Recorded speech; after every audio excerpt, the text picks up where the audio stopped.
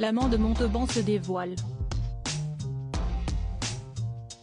Selon les avocats de Cédric Jubilard, toujours en détention depuis le mois de juin, une piste n'a pas été assez explorée dans le cadre de l'enquête sur la disparition de Delphine Jubilard, celle de son amant. Grâce à BFM TV, le rôle de ce dernier dans la disparition de l'infirmière est un peu plus clair puisque nos confrères ont récemment dévoilé le contenu des 3 audiences auxquelles il a dû assister.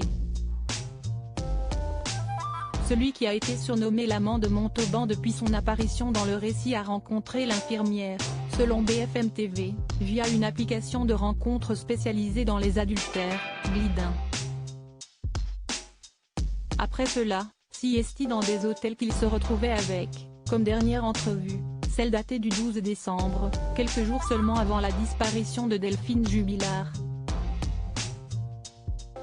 BFM TV ajoute, ce jour-là, l'infirmière a versé un acompte pour l'achat d'une voiture, elle qui jusqu'alors louait un véhicule pour retrouver cet homme. L'amant, qui vivait par ailleurs en concubinage avec une femme avec laquelle il a eu un enfant, a également pu souligner que selon lui, Delphine n'est pas allée promener les chiens la nuit de sa disparition, contrairement à ce qu'a déclaré son mari, Cédric Jubilard. Son amant soutient en effet qu'il connaît ses habitudes et qu'elle ne serait jamais partie en pleine nuit. Lors de son audience du 29 décembre 2020, il a expliqué qu'il était prévu qu'il s'installe avec Delphine Jubilard en février 2021, et pourquoi pas de se marier et d'avoir des enfants avec elle.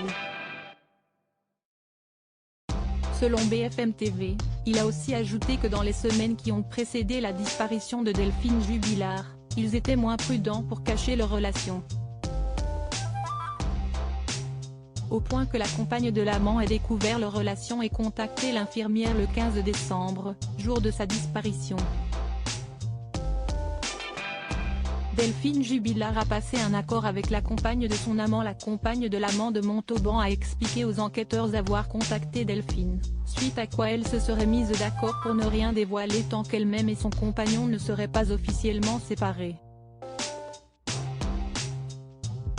Elle a par ailleurs fourni un alibi pour son couple en expliquant que l'amant de Montauban et elle-même ont dîné chez eux puis se sont couchés vers 22h22h30 le soir du 15 décembre. Un témoignage que les enquêteurs n'ont pas cherché à approfondir, pour le plus grand malheur des avocats de Cédric Jubilard. Ils maintiennent en effet que des recherches devraient être menées près du domicile de l'amant. Cédric Jubilard sera entendu le 3 décembre prochain par les juges.